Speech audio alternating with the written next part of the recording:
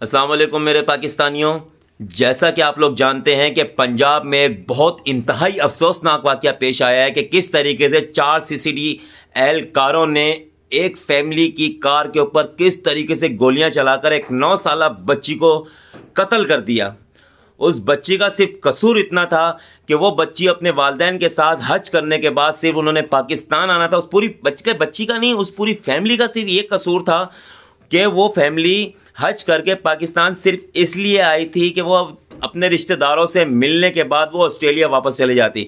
اصل میں وہ آسٹریلیا کی نیشنلٹی کے رہائشی تھے، لیکن بس ان کا سب سے بڑا غم اور سب سے بڑا دکھ ان کی پوری زندگی کا، اس کی فیملی کو یہی رہے گا کہ کاش ہم پاکستان نہیں جاتے تو آج ہم لوگ جو ہے نا، ہم اپنی بیٹی کے ساتھ ہوتے، ہماری بیٹی کا قتل نہیں ہوا ہوتا۔ آج تک پچھتا رہے ہوں گے کہ یار پتہ نہیں کیا مت ماری گئی تھی کہ پاکستان جانا تھا۔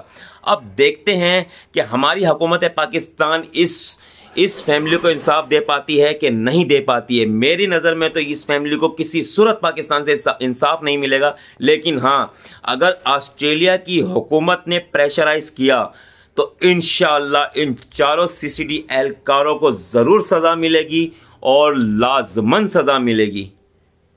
پاکستان زندہ باد۔